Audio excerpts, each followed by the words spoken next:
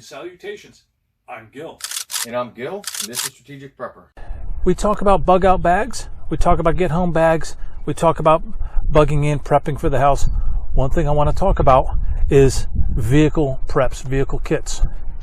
So I keep my vehicle kit in this toolbox from Tractor Supply. This is in addition to my get home bag that you can see is in here. So that's in the vehicle. I've always got that. But in the vehicle, I also have this kit as well. So before I open this, let's take a look over here. I have a fire extinguisher first aid kit. I looked at the first aid kit in a different video. A very small fire extinguisher, easily identifiable in an emergency. Sometimes the mind doesn't process information fast enough. You want to make it as easy to find your emergency stuff as possible quickly. And so I've got those labeled. So let's open up the kit and see what I've got in here. I've got a nice 10 by 12 tarp. A lot of uses for a tarp. I may need to lay something on the ground. I do have a tarp, as you can see here, as part of my bug out kit for my shelter. So this is an additional tarp. I may have a need for an additional tarp. All right, towels. You need towels. Why? Because you just do. This thing here, my jumper cables. This is my oldest piece of gear. In fact, I've had this longer than I've been married. I've had this over 30 years. The thing about this, I want to show you this. Look at this baby. Look at how long this thing is. Wow, this thing is huge. This thing is long. All right, why is this long?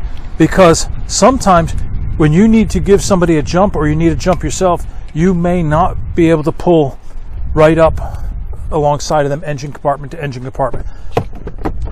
With this, and I have used it a number of times, where I have pulled up behind the vehicle and been able to reach this around through the whole length of the vehicle and across to the other side to the battery compartment. This will reach. It makes it a lot easier to help someone when you've got the reach to do this. All right, cable come along, just to help either pull myself out of a jam or if a log or something is in the road and I need to pull that out. So I can move items with this. Transfer pump for fuel. Now this one here, my bolt cutters, or as some people call it, universal master key. I've actually had people laugh at me. Who carries bolt cutters in their vehicle? But you know what? 100% of the time, those people laughing at me, the reason they know about it was because they needed it. And they were using my bolt cutters and amazed that I had bolt cutters. Yes, I carry bolt cutters in my vehicle. And yes, I've used them. Other than the jumper cables, I've probably used that tool more than any other that's in here. It's not really an emergency tool, but I do keep my my tow ball in here. All right. So this, how do I describe what this is? Well, some of you, especially live in urban areas, you may have heard of the boot, where they put this thing on your car and you can't move your car. Let's just say that these can unlock the boot. So I have that, yes. Tow strap, and yeah, this is the second one I've had. The last one I got tore up using it. Gotta have tools. I have a socket set, metric and English, because we can't come up with a single system. What is this little surprise? Ow. Ow. Ow. Ow. Alright, what do I have here? This is a combination of fire starter, flashlight, compass, emergency pen. So it's just a small little extra kit. Now, I have all this stuff in my bug out bag, but this is just an extra set. Nice little kit by Stealth Angel. Toe straps. Never know you need toe straps. Tape measure. Not so much for emergencies, but as a tool. A number of hand tools in addition to the ones I showed you. Screwdriver set with all the different tips. Pliers. More pliers. More pliers. Side cutters. More straps. Wood splitting wedge.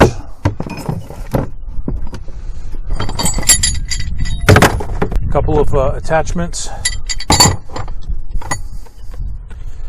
Silcock key. Yes, I like Silcock keys.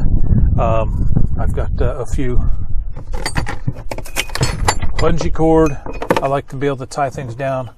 And insect repellent because I live in Louisiana. So I've got a lot of stuff I keep in my vehicle. I'm sure I'm missing something.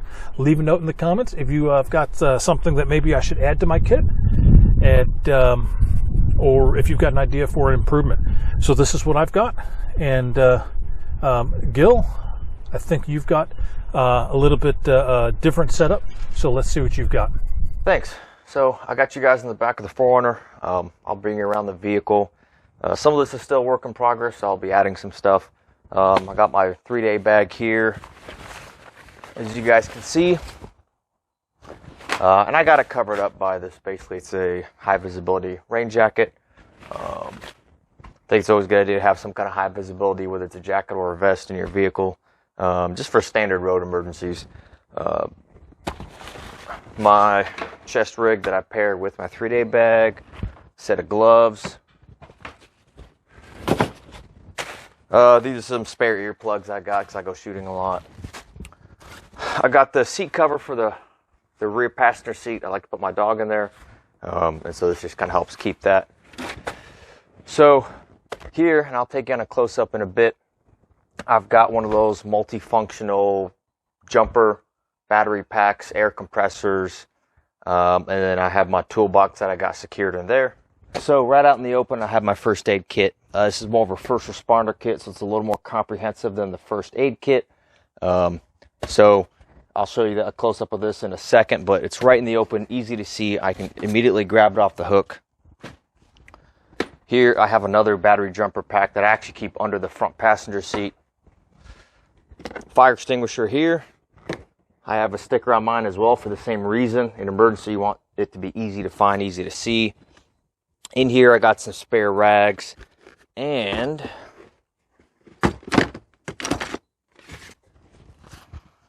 I have these little light up road pucks. So these are a nice little addition. I also have some DOT triangles in there.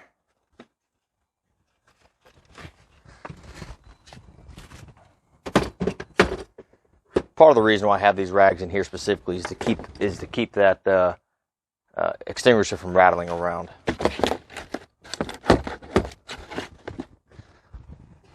Bungee cords. Here I've got some recovery gear. I'll show that close up of that in a minute. Some more spare gloves, safety glasses, a little bit of duct tape. I do have a standard rain jacket that I keep in here as well.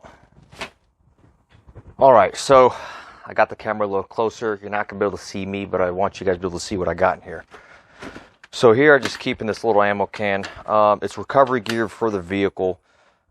And so, you know, I'll have some videos out at some point on some of our philosophies on picking your vehicle, what you're going to drive, whether it's a dedicated bug out vehicle or your everyday driver, which most of us, our everyday driver is what we're going to have equipped for emergencies and whatnot. And so I do go off-roading every once in a while with this, so I have some shackles. These are Columbus McGinnon shackles. I like to use ones that are made in the USA by American companies, so I got that. 2 for the front. I got a recovery point in the rear. You could tell they've been used. This is an all aluminum one that's been pull tested and whatnot, made by an American company in the US. 2 sets of leather gloves. These are some Tillman leather gloves. So I keep a separate pair in here than I do for over there. 1 set for me. I wear mediums, and I got a second set that's extra large, just in case I got somebody helping. So I keep that in there. And one thing too is I am going to be adding more recovery gear. Right now I don't have a recovery strap or any kind of straps, toe straps, recovery straps. And so when I get those kind of things, we'll be doing videos on how to use them and whatnot. There is a difference between a toe strap and a recovery strap, and they got different uses. And so we'll be going over that at some point in the future. So I've got 2 sets of battery jumpers here. This is actually a multi-function unit. So I've got my 12-volt outlets. I got my 120-volt outlets here. USB right here tells me my battery level. Jumper cables in the back, air compressor as well. And so I've got that. And then I also have one of the smaller versions. I actually had this one first, and this one fits in the front seat. And it's one of those battery packs that you hook up, and you can recharge your battery. And so I also have jumper cables, which you'll see in a second. And the reason why I have both, I like to have redundancy, especially if you're dealing with a dead battery. You know, Murphy's Law, right? If it can go wrong, it will. If you're dealing with a dead battery, it's already started to go wrong, right? So, and it's important to have these, not just jumper cables, because a jumper cable requires another person. So if you're alone, you want to be able to restart your own vehicle. And reality is, if I'm going to be helping someone else, I'd rather use a battery cable. That way I'm not hooking up my vehicle and potentially damaging my vehicle if they do something stupid. All right, can of fix a flat. Of course, I maintain my spare tire, check the air pressure on that as well. But again, this is some redundancy. Some toolkits in here. You see I got room for more. I got some wrench sets. This other one is just metric and SAE. I'll be having some more driver sets and plier sets in here at some point. I've got a Gerber folding shovel. And just a real little side note, the Gerber does have the plastic handle. For those of you guys that are concerned, we were issued these in the Marine Corps. I've beat the crap out of so many of these. They're perfectly fine. I love them. And there's also, actually I waited to Black Friday. I got these 50% off, but I got some more,